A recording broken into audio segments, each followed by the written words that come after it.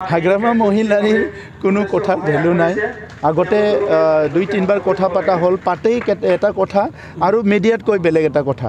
So আজিৰ তাৰিখত মই এটোৱে ভাবো সমাজৰ কাম কৰাৰ কাৰণে বিটিসিৰ এৰিয়াৰ ৰাইজক সেৱা কৰাৰ কাৰণে বহুত বেছি কমপ্লিকেটেড ৰাজনীতিত মই যাব নিবিচাৰো।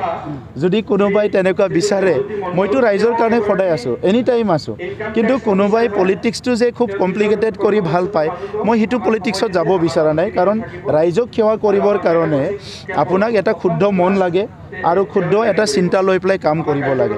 গতিকে হাগ্ৰামা মহিলাৰ ডাঙৰীয়ে 17 বছৰটো দেখাইলে তেখেতে কিমান কেপাচিটি থকা ৰাজনৈতিক নেতা, সমাজত কিমান ভাল পায়, মানৱতা কিমান আছে, কি আছে সব দেখা পালে। গতিকে আজিৰ তাৰিখত হাগ্ৰামা মহিলাৰ ডাঙৰীয়ে কি চিন্তা কৰিছে কৰা নাই হিটোতো মোৰ কোনো কনসাৰ্নে নহয় 1%। মোৰ কনসাৰ্নটো হৈছে যে বিটিআৰত শান্তি আহিছে, এই শান্তিটো চিৰযুগমীয়া কৰিব লাগে। সকলো ৰাইজে নিৰাপত্তা পাইছে, এইটো চিৰযুগমীয়া হ'ব লাগে। ইয়াত যাতে অশান্তি আৰু পুনৰ নহয়। মাটি বাৰী বিভিন্ন সমস্যাবিলাক স্বাধীনতাৰ পৰা পৰি থকা সমস্যাবিলাক উঠাই পেলাই সমাধান কৰাৰ কাৰণে কাম কৰিছোঁ। আজি 100% নহ'ব পাৰে, কিন্তু এই কামখিনিয়ে অনাগত দিনত ৰাইজৰ কাৰণে বহুত সহায় কৰিব। গতিকে মোৰ ফ'কাছটো ভেৰি ক্লিয়াৰ। আমি যিহেতু ৰাজনীতি কৰি আছোঁ, ৰাজনীতিৰ দ্বাৰা এখন দেশ, এখন ৰাজ্য, এখন অঞ্চল যিমান আগবঢ়াই নিব পাৰে সেই কেপাচিটিত আমি কামখিনি কৰি থাকিম। বিজেপি আৰু এজিপি যদি অকলে পৰিষদৰ নিৰ্বাচন অৱতীৰ্ণ হয় ইউপিপিএলৰ কাৰণে কি ধৰণৰ চাওক, আপুনি যেতিয়া ঘৰত থাকে আপুনি কাৰ কথা চিন্তা কৰি থাকে। ইয়াততো আৰু 10জন সাংবাদিক থাকে, তো আপুনিতো নাভাবে যে বিজনেছ যাম বাকীকেইটা সাংবাদিক নগ'লে মই নাযাওঁ নেকি। আপোনাক নিউজহে লাগে। চ' নিউজটো আপুনি যেনেকৈ নহওক লৈ ল'ব। যদি আপুনি ফিজিকেলি আহিব পাৰে আহিব, নোৱাৰিলে বেলেগক সুধি হ'লেও ল'ব। আপোনাৰ টাৰ্গেটটো হৈছে বিজনেছ প্ৰমোদ বড়ো আহিছে নিউজ এটা ল'ব লাগে। মোৰ টাৰ্গেটটো হৈছে 35 লাখ জনসাধাৰণ, বুজিছে। চ' 35 লাখ জনসাধাৰণক মই কেনেকৈ সেৱা কৰিব পাৰোঁ, শিক্ষা দীক্ষা সামাজিক ন্যায় বিভিন্ন মাটি বাৰী সমস্যা সিটো ফ'কাছ।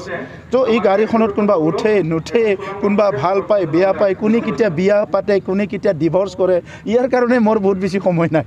মোৰ সময়টো একদম কম সময়, মানে প্ৰায় 30 বছৰমান জাতীয় সংগঠনত থাকিলোঁ। এতিয়া 4 বছৰ কমপ্লিট হৈ গ'ল পলিটিক্সত আহা। চ' সময়খিনি মই ভাল ইউজ কৰিব বিচাৰিছোঁ আৰু ইমান কমপ্লিকেটেড চিন্তাত মই সোমাব বিচৰা নাই।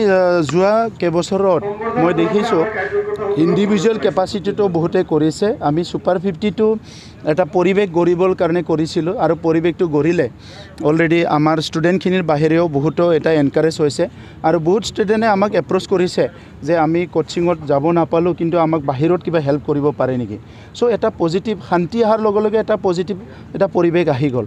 চ' তেনেকুৱা আমাৰ তামোলপুৰৰ বিধায়কো যোৱাবাৰ 5জন কৰিছিলে, ইয়াৰে 1 না 2জন চিলেকশ্যন পাই গৈছে, মানে APSC পাই গৈছে। তেনেকৈ বহুতে কৰিছে।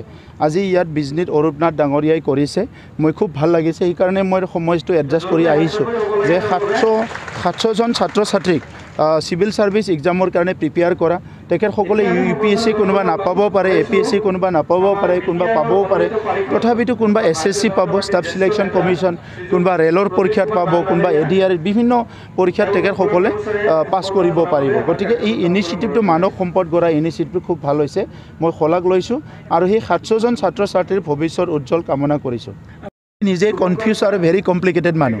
চ' আপুনি ঘৰত আপোনাৰ 3জন দাদা ভাই আছে, দাদা ভাই হিচাপেতো ভালকৈ থাকিবই লাগিব, কিন্তু কিবা এটা কাম কৰিব বিচাৰিছে আপোনাৰ দাদা ভাইসকলে এইটো বিচৰা নাই, কিন্তু আপুনি ভাবিছে এইটো ৰাইট কাম, আপুনিতো কৰিবই লাগিব ঘৰৰ কাৰণে, পৰিয়ালৰ কাৰণে, পিছত বুজি পাব। গতিকে যিটো মই কাম কৰি আছোঁ এইটো হাগ্ৰামা মহিলাৰ ছেটিছফাইডে হোৱা নাই। তেখেতৰ 17 বছৰত কিমান হিংসা হৈ গ'ল, গোষ্ঠীগত সংঘৰ্ষ হৈ গ'ল, বৰা অনবৰ হৈ গ'ল, আমাৰ দিনততো বহুত ভাল হৈ গ'ল। তো তেখেতে মোৰ ভাল কৰা কামটোতো বুজিয়ে পোৱা নাই আৰু বুজিবলৈ চেষ্টা কৰা নাই। গতিকে তেখেতৰ লগত মই কিয় টাইম নষ্ট কৰিব লাগে। এইখিনি সময়খিনি মই এইখিনি এনাৰ্জি যদি 2জন দুখীয়া মানুহক সহায় কৰাত যদি কাৰো, 2জন যদি ছাত্ৰক সহায় কৰিব পাৰোঁ, 2জন যদি খেতিয়কক সহায় কৰিব পাৰোঁ আৰু বেছি লাভ হ'ব। তেখেতে যেতিয়া বুজি পাব তেখেতে নিজে ভাল কাম কৰিব, কৰক তেখেতৰ এৰিয়াত।